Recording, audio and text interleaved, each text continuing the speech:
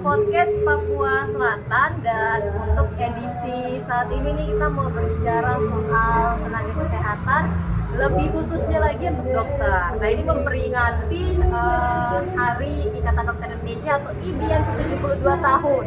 Jadi IDI di Indonesia nih sudah dari tahun 1950, tepatnya di 24 Oktober ya dokter ya. Nah, ini sudah bersama saya saat ini Ketua IDI Cabang Merauke dan MAPI. Nggak repot dok, banyak urusannya jadinya kan, 2 kabupaten diurus nih. Ya lumayan, kalau mau repot bisa repot banget, tapi ya kita atur waktunya. Siap. Nah, ini ada Dr. Mario Daniel Simatupang SPOT. Mungkin sebelum kita lebih jauh lagi dok, boleh dijelaskan dulu kalau SPOT itu spesialisasi apa sih tepatnya? SPOT itu spesialis ortopedi dan traumatologi. Dulu itu sebenarnya masuk di ilmu bedah. Karena bedah itu bedah umum, jadi ada ortopedi, ada urologi yang sakit-sakit batu ginjal, terus ada yang bedah tumor. Nah, sekarang dipisah karena begitu luas ilmunya, supaya lebih spesifik untuk pelayanan juga lebih maksimal, makanya dibikin ortopedi sendiri. Jadi pelayanannya pun, dokternya pun khusus kasus-kasus ortopedi dan traumatologi. Nah, dari mulai otot sampai tulang gitu. Baik, jadi lebih difokuskan lagi ya. Baik. Nah, ini kita mau berbicara terkait dengan peringatan IDI ke-72 tahun. Kalau di Kabupaten Merauke ini apa saja nih yang direncanakan oleh dokter-dokter untuk dirayakan? Rangkaian hari ulang tahun Ikatan Dokter Indonesia di Merauke ya, khususnya ini Merauke tadi pagi tanggal 22 Oktober jalan santai Zumba ya, bagi-bagi door prize buat masyarakat. Terus nanti tanggal 24 di hari hanya itu kita rencana merayakan ulang tahun bersama saudara-saudara kita yang kurang beruntung di panti asuhan. Mungkin berbagi sembako, terus ya potong kue atau tumpeng, ya berbagi bersama mereka lah. Dan tanggal 25 untuk dari program pusat dari IDI pusat dalam rangka HUT IDI masih itu ada donor darah. Donor darah itu dokter, khusus dokter. Kan biasanya kita kumpulkan darah kalian. Tapi sekarang khusus dokter dari Sabang sampai Merauke, rencananya live streaming. Jadi dibikin live sehingga dokter-dokter semuanya terregistrasi untuk masuk dalam rekor muri. Ya. Jadi kalau biasanya dokter yang ngajak masyarakat untuk sumbangkan darah, sekarang dokter yang menyumbangkan darah ya. Jadi itu di tanggal 25 khusus semuanya dokter ya. Kita tidak buka untuk masyarakat ya. Dan kalau untuk sebenarnya rangkaiannya panjang. Jadi nanti dari juklaknya kita memang Oktober sampai Desember.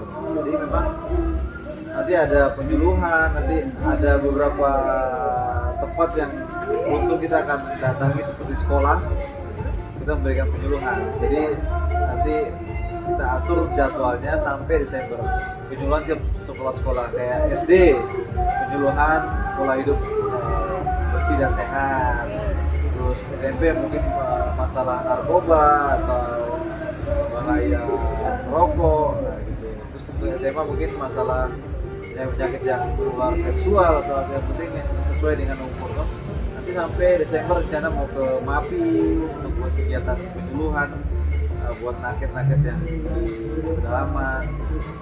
Pokoknya lumayan panjang kan. Jadi yang dilakukan di hari Sabtu 22 Oktober itu mungkin dikatakan pembukaan lah ya. Pembukaan tipis-tipis nih, karena sampai di Desember nanti tuh masih banyak sekali yang kegiatan-kegiatan yang dilakukan ya. Nah, bicara tadi ya bahwa Dr. Mario ini untuk Ketua IDI Cabang Merauke dan MAPI. Kalau ditanya sibuk ya ini masih datang dengan baju operasi ini soalnya ya, baru selesai operasi sudah menyempatkan diri untuk kita ngobrol nih.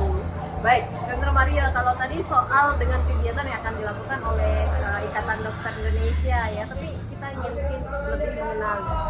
Soalnya saya rasa untuk Ikatan Dokter Indonesia tidak terlalu familiar di masyarakat ya kan, memang khusus untuk para dokter nih. Tapi kita pastinya mau mengenal. Kira-kira dengan adanya IDI dan bersama ketua cabangnya ini ya, mungkin cari tahu dulu nih dokter, kalau saya tahu saya lulusan UKI ya. Nah, boleh diceritakan mungkin dari untuk mencari S1-nya terlebih dahulu sampai ke spesialisasi ini seperti apa jalannya? Apakah sesulit itu seperti kata orang-orang ya?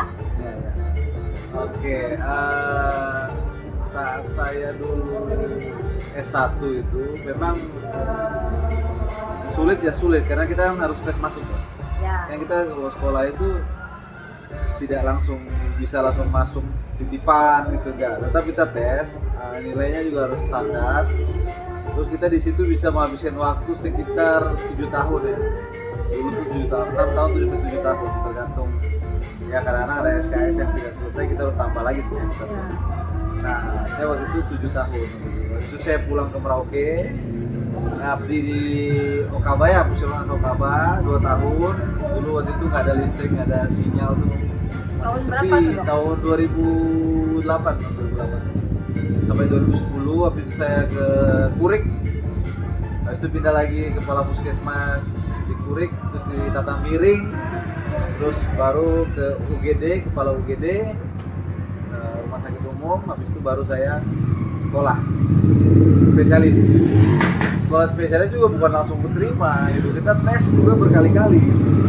Oh, bukan sekali tes tubuh ya dokter ya? Iya, banyak saya tes, saya sampai kalau orang bilang tuh ya kalau orang mau menyerah ya bisa nyerah, tapi kita kan ada niat kita untuk bantu melayani masyarakat, kita tidak akan menyerah. Akhirnya terakhir tes tembus di Udayana ya, Udayana itu ortopedi, spesial ortopedi dan traumatologi. Ya, memang kebetulan waktu itu pas saya berangkat di sini belum ada juga. Bedah umum, kandungan dan lain-lain sudah ada, itu belum ada. Jadi lihat banyaknya masyarakat juga kasus-kasus kecelakaan, kena potong dan segala macam, mungkin ya pas kalau saya ambil itu. Ya sekitar 5 tahun, ya 10 semester. Termasuk salah satu yang sekolah yang terlama juga. Spesialis. Nah itu kalau soal sulit memang dikatakan sulit ya, ternyata Dokter Maria saja tesnya nggak 1 kali ya.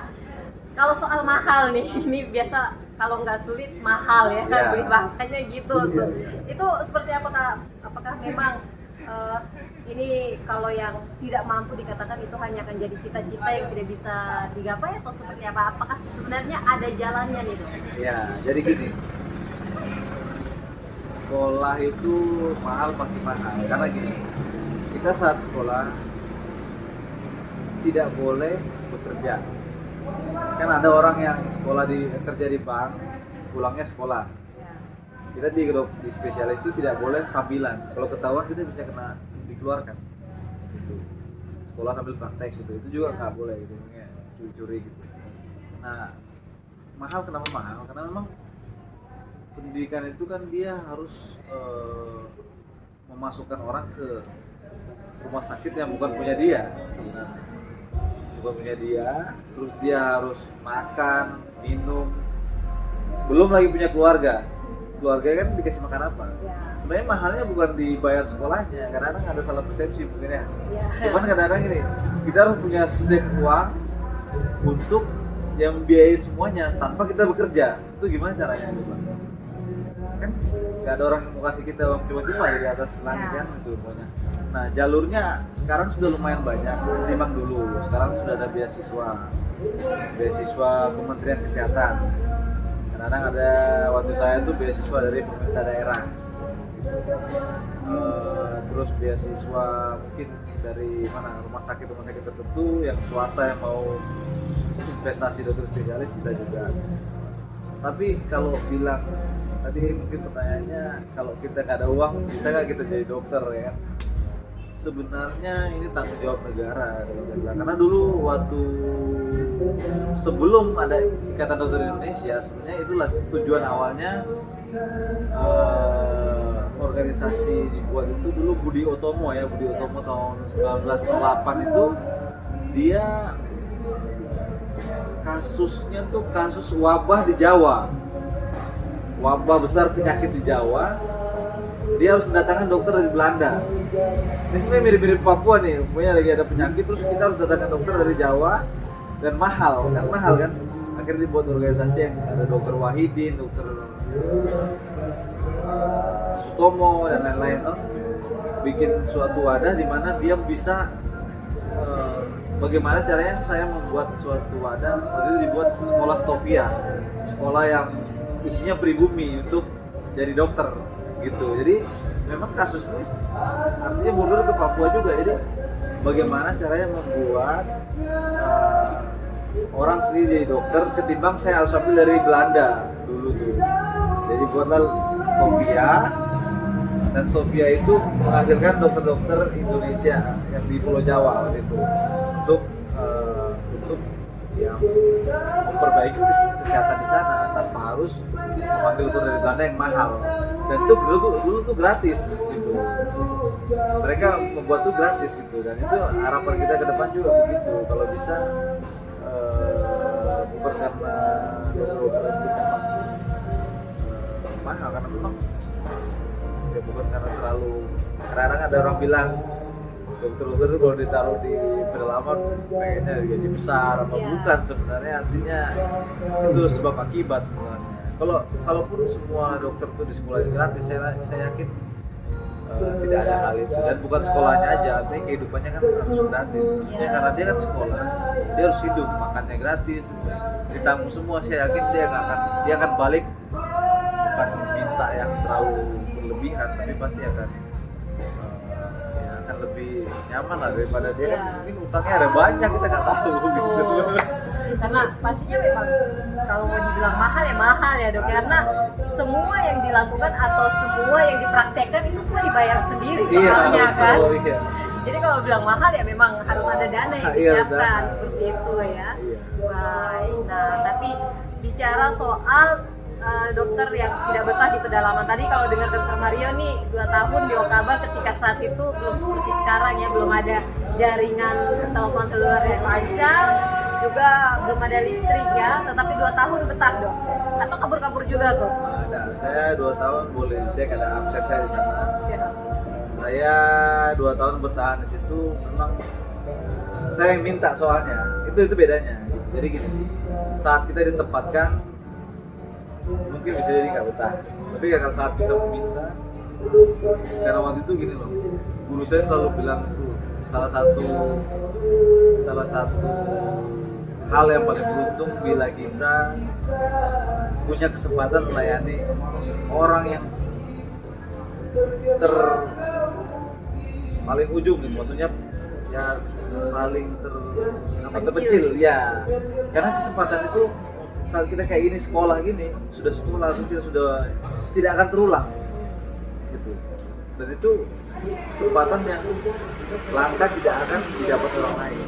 Dan saya menikmati kesempatan itu waktu di Okaba, melayani sampai ke Wamal, sampai di ujung-ujung itu naik speedboat, terdampar ya.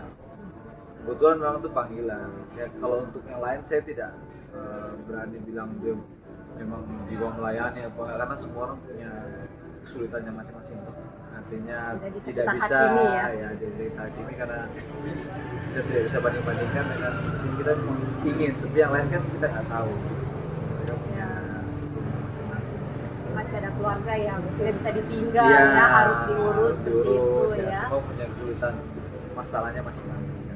Nah, tapi kalau Dokter Mario melihat ya, walaupun seperti yang dikatakan tadi ya, satu hal untuk bisa ditempatkan jauh dari semuanya, jauh dari keluarga, memang adalah keinginan pribadi ya. Tapi kalau mungkin Dokter Mario melihat apa sih yang kemudian mungkin bisa disiapkan oleh masyarakat ataupun pemerintah sehingga kejadian yang sering terjadi sekarang yang tidak berada di tempat tugas ya, apalagi saya rasa kalau pilihannya menjadi PNS ya sebenarnya mau tidak mau dia harus siap ya. Nah kalau pandangan Dokter Mario sebenarnya apa sih yang bisa dilakukan sehingga membuat dokter ini juga nyaman gitu? Jadi gini, dokter itu pada dasar hakikatnya mereka tuh pasti punya jiwa melayani. Kalau sudah ditempatkan di suatu tempat, dia pasti ingin melayani. Tapi beberapa kasus memang satu jaminan keamanan memang buat kita akui memang belum ada di negeri kita ini. Artinya kasus saya juga waktu di Okapan begitu. Untungnya saya anak daerah sini. Waktu itu sempat puskesmas di Palang, bayaran. Cuman saya bilang sama mereka ya sudah, kalau di Palang ya kita tidak melayani karena itu karena saya orang sini. Tapi kalau orang dari luar pasti takut. Gitu. Iya, pasti pulang dia, pasti pulang karena ada gitu. Dia takut, orang tuanya memang kerja di Kementerian Kesehatan langsung dijemput. Kalau ada orang rame-rame gitu langsung dijemput dia gitu, langsung ketakutan. Jadi memang jaminan keamanan satu, yang kedua kesejahteraan. Kesejahteraan itu penting buat kenyamanan dokter, itu bukan masalah apa-apa. Kadang-kadang kan kesejahteraan itu ya mungkin ya semua orang kan kalau bekerja pasti ada reward ya. Artinya saat reward itu tidak diberi, dia akan merasa tidak nyaman. Mungkin terlambat 2 bulan, terlambat. Itu sesuatu yang tidak nyaman. Saya rasa kalau ingin bikin nyaman dokter, ya itu aja yang perlu dipenuhi. Nanti kita janji nanti dapat ini kan, itu selalu janjinya yang selama ini terjadi itu gitu loh. Janjinya kan dokter nggak pernah minta apa-apa sebenarnya. Saat dia datang ke sini kan yang janji itu sebenarnya yang mengajak. Betul, biasanya gitu. Kalau dokter ya. kesini dapat ini BPJS dapat ini. Saat itu tidak diingkar, kita kan anak-anaknya, kan anak kita dianggap anak-anaknya pemerintah tuh. Ya. Anak pemerintah kan kalau coba kamu punya anak, kamu janji beliin permen, apa nggak dibeliin nangis dia, gitu. Artinya itu aja simple sebenarnya. Artinya apa yang dijanjikan itu aja yang harus dipenuhi, karena kita tidak pernah, kalau saya dapat ini baru saya kesana, nggak pernah begitu. Kita selalu dapat tawaran, dokter mau kesini nggak, dokter dapat ini. Ya, ini mungkin yang masyarakat umum tidak tahu ya dok, tahunya saja itu ketika dapat kok ini dokter banyak mintanya nih, terbalik. Padahal saya rasa seperti hal lainnya ya, para dokter ini hanya melihat tawaran kerja. Tawaran dan kerja. Biasanya yang diminta sesuai yang ditawaran. Iya, itu kan dia melamar, kok kerja di sini loh. Gimana di sana dapat apa ini? Ada oke ke sana. Pas kesini tau-taunya jong gitu. Itu aja yang bikin gak nyaman sih. Kalau saya rasa kalau jiwa pengabdian pasti dia dari dokter masih panggilan. Kalau jadi dokter susah kan. Betul. Tapi bukan berarti juga bilang sudah panggilan terus tidak dibayar, bukan berarti bisa, karena ini panggilan betah, nggak mungkin ya, makanya pakai akusan gitu. Masih manusia, selama dia masih manusia saya rasa masih masuk garis kewajaran menurut saya. Saya nggak mau maksa juga, kalau dokter sudah begitu saya juga tidak akan bela salah satu, tapi saya yakin mereka cara hati nurani kalau melayani pasti mau. Di samping itu dia tidak betah apa, pasti ada sesuatu itu yang harus kita gali ya. Nah, bicara soal itu, kalau sekarang sebagai ketua cabang ini di dokter ini kan berarti wadahnya nih ya, jadi tempat melepaskan unek-unek para dokter nih. Boleh gak kita tahu keluhan dokter paling banyak ini di sini tuh sekarang apa nih? Terkait apa? Sebenarnya gini, kita sudah datang dengan segala macam ilmu embel-embel ya, embel-embel ilmu dan yang pengen kita tuangkan dalam karya itu manusia. Paling yang kita keluhkan adalah kalau pokoknya kita mau berkarya fasilitas tidak mencukupi, itu aja Bu. Tidak mencukupi, itu satu. Kita selalu pelayanan dulu, makanya saya bilang sama ini tadi, kalau kesejahteraan itu biasanya kita setelah kita melayani. Makanya sering kalau kita tuh 3 bulan pun baru dibayar, biasanya kita nggak sih terlalu masalah. Artinya kalau tiap bulan bagus, tapi keuangan mungkin nggak begitu caranya. Keuangan ada caranya sendiri. Ya. Tapi kalau punya pelayanan itu harus periksa labnya habis, harus operasi nih alatnya nggak ada, itu yang memang bikin ilmu kita jadi sia-sia. Mungkin kalau fasilitas lengkap, nyaman, saya rasa mungkin dokter juga betah juga.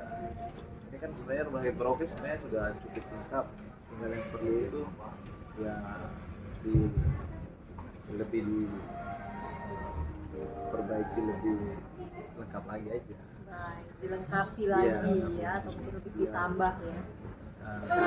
Umpamanya teman-teman dari luar juga, kalau ini kan kita bisa promosi toh, artinya kita bisa bergini, kita ya ada ini nih, ada alat ini nih, ada alat itu, lengkap kok, gitu kan mereka Bisa membawa lebih banyak Iya. ya.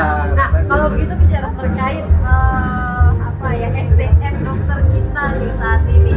Kalau dari Dokter Mario sendiri melihat saat ini, Merauke masih kekurangan apa sih? Apakah masih kurang banget tenaga dokternya atau seperti apa?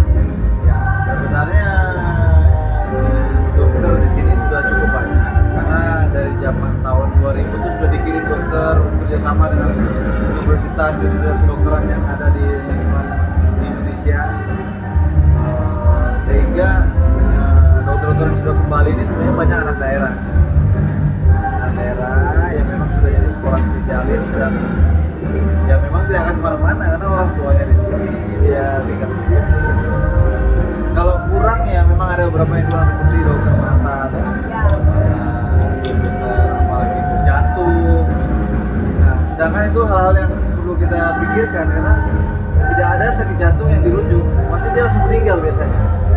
Itu yang maksudnya kita harus cepat menganalisa apa sih yang bisa. Kalau sakit mata mungkin ya sudah lah, mungkin masih bisa dirujuk, kan daruratnya bisa ada yang bisa benar langsung, ada yang harus dikerjakan langsung, ada yang bisa ditahan-tahan dikit. Jadi memang kita jantung perlu sekali. Oke, karena saya ketemu banyak yang sudah sakit jantung, mungkin pola hidup yang belum terlalu baik ya.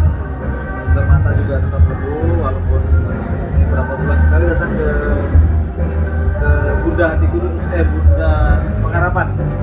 Ya berapa 3 bulan kayaknya dia ada dokter mata. Terus dokter yang lainnya kulit sudah ada, bedah sudah ada, kandungan ada, anak sudah ada. Ya sudah cukup banyak dokter. Dan tinggal dikembangkan lagi ya dokter umumnya, biar kita sekolahkan lagi. Itu makanya yang saya lagi concern menyekolahkan teman-teman dokter yang dokter umum, motivasi mereka untuk mengambil sekolah. Tapi satu lagi, ya. Kan saya maksa, saya merekomendasikan aja, tapi ada biaya nggak? Kalau nggak ada kan kita nggak mungkin biaya juga. Ya, kecuali kalau pemerintah yang mungkin komitmen tuh ke depan tuh. Ya, karena seperti tadi ya, 1 tahun sudah tidak digaji, terus kalau sudah kebanyakan kalau sudah spesialis biasanya sudah nikah ya, ada keluarga yang Iya, biasanya gitu ya. Baik, ya jadi mungkin sudah cukup lengkap, tapi beberapa dokter spesialis saja yang belum dipunyai Merauke ya untuk saat ini ya dokter. Nah, kalau saat ini saya ingin tahu kalau dokter menilai apa ya, kehidupan secara umum masyarakat Merauke, apakah sudah cukup sehat atau masih kurang dalam hal berolahraga atau pola hidup yang bersih dan sehat, atau gimana ya? Sebenarnya di Merauke kan ada banyak strata kehidupan ya. Ada yang memang hidupnya senangnya di pantai, mungkin tidur di pantai, santai-santai gitu. Ada yang kehidupannya di kota yang senang mungkin nongkrong-nongkrong. Semua punya masalah masing-masing sebenarnya. Kayak saya rasa di Merauke ini kalau punya pola hidup sehat, saya ya kayaknya sudah banyak tempat-tempat fitness, zumba, artinya ya sudah cukup mulai antusias untuk ke arah sana memang sudah baik sih. Tapi ya untuk kita mau menangkap teman-teman mungkin yang di mulai hidupnya yang berbeda, mungkin yang di pantai, mungkin yang nggak ada Yang mungkin secara strata ekonomi iya di ekonomi bawah memang ya tidak mungkin kan mereka ikut zumba atau apa, mungkin mereka kita harus kasih ya mungkin kreativitas kita untuk apa sih yang bisa kita berikan buat mereka gitu, untuk apa mungkin pelatihan olahraga pagi, karena kadang-kadang kerja itu capek bukan olahraga, itu masalahnya. Cuman kadang-kadang orang persepsinya itu udah kerja nih capek habis jalan jauh gitu itu sudah olahraga. Padahal olahraga itu kan memang konsisten ya, konsisten mungkin ada olahraga jantung sehat, ada olah tubuh gitu. Tapi ya itu yang kita harus pikirkan. Kalau yang di kota kan udah fasilitas udah banyak buat teman-teman daerah yang kita masih ya sebenarnya bagus ya, lari-lari pagi dan udah cukup bagus sih kalau mau masyarakat mau ikuti sih udah cukup. Nah, jadi mungkin kalau secara tempat dan apa sudah banyak tersedia ya, tetap mungkin kesadaran masyarakat untuk mengikuti atau tidak ya kayaknya masih harus ditambah ya. Iya, ya. itu aja kesadaran. Baik. Nah, terakhir nih mungkin sebagai seorang ketua IDI ya, Merauke dan MAPI ya, Dr. Maria boleh motivasi, himbauan berbagi untuk para dokter-dokter lainnya menyambut dan juga merayakan Hari IDI ke-72 tahun ini. Ya, saya punya kerinduan bahwa anggota-anggota kami IDI Ikatan Dokter Indonesia untuk terus kompak ya, solid ya, dan kalau bisa punya rasa memiliki, organisasi itu memiliki, artinya saat kita rasa memiliki itu kita akan melakukan Baik. yang terbaik. Dan saya mau supaya dokter di Merauke dan MAPI untuk tetap berpegangan pada pelayanan masyarakat adalah yang utama gitu. Nanti itulah yang memang kita jadi kenapa kita ada ide itu memang dulu tujuannya ke arah sana, bahwa kita harus membangun bangsa melalui suatu organisasi kesehatan ini. Apa yang bisa kita buat bangsa itu sebenarnya. Jadi ya itulah yang kita, makanya tema kita kan sekarang tuh berbakti untuk negeri, mengabdi untuk rakyat, dan ini satu terus maju. Nah, pemirsa podcast Papua Selatan dan terus pada para dokter ya, buat Dr. Mario dan dokter lainnya pasti akan mengucapkan selamat Hari Ikatan Dokter Indonesia ya. Pokoknya maju terus, semangat terus dalam pelayanan ya, bersama masyarakat pastinya ya. Seperti yang dikatakan dokter tadi ya, yaitu kita tidak bisa menghakimi nih bahwa wah ini dokternya malas di tempat kerja atau seperti apa, karena setiap orang punya masalah hidup masing-masing ya dok ya. Dan saya rasa yang terbaik memang kita saling mengerti daripada saling menghakimi ya. Baik, sekali lagi selamat Hari Dokter Ikatan Dokter Indonesia buat semua dokter ya se-Indonesia. Pokoknya semangat terus dalam melayani. Terima kasih banyak Dokter Mario untuk kesempatannya. Semoga besok-besok kita bisa ngobrol lagi ya. Kalau sekarang mungkin secara luas, besok-besok mungkin kita bisa bicara tentang suatu penyakit nih, edukasi kepada masyarakat ya. Baik, demikian untuk podcast kita di saat ini berbicara terkait dengan Hari IDI ke-72 tahun dan juga mengenal sosok dari Ketua IDI Cabang Merauke dan MAPI, Dr. Mario Daniel Simatupang SPOT. Untuk itu kami harus pamit, saya Violeta pamit, selamat malam dan sampai jumpa lagi.